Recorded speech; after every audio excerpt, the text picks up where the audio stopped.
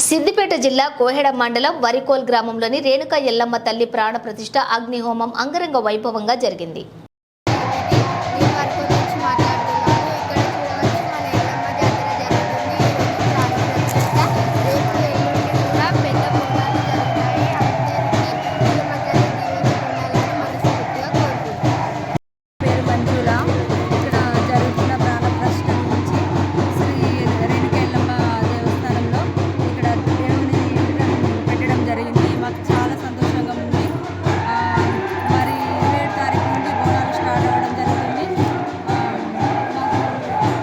చాలా సంతోషంగా ఉంది. గుడి 3 సంవత్సరాలు అవుతుంది జరుపుకోక.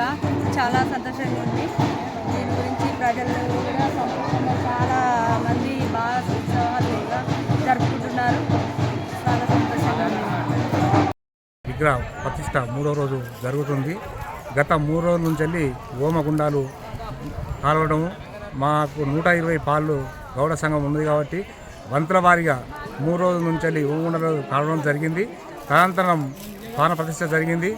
రేపటి నుండి జోగెత్తడం జరుగుతుంది. తర్వాత సిద్ధోగం ఉంటుంది. సిద్ధోగం తర్వాత పెద్ద పట్టణాలు ఉంటాయి. పెద్ద పట్టణాల తర్వాత మంగళవారం సాయంత్రం బోనాలతో పెద్ద ఎత్తున గ్రామస్తులందరూ బోనాలు తీసుకొచ్చి తల్లివారికి సమర్పిస్తారు. ఈ గుడి గత 50-60 సంవత్సరాల నుంచి వెళ్ళి ఉన్నది.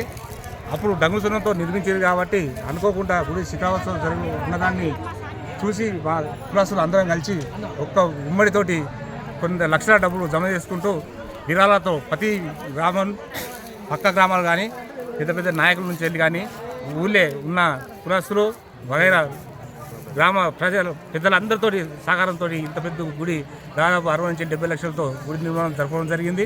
దీనికి మా ఎల్లవ తల్లి మా ఊరు తరపున మా ఊరు వారందరినీ మా కులస్తులను గుడి కోసం నిర్మాణం కోసం దాతలను అందరినీ చల్లగా చూడాలని కోరుకుంటూ ఈ అవకాశం ఇచ్చినందుకు ఎల్లవ తల్లికి కృతజ్ఞతగా భావిస్తూ నమస్కరిస్తూ ఈరోజు బ్రహ్మాండమైన అన్నదాన కార్యక్రమం ఉంటుంది.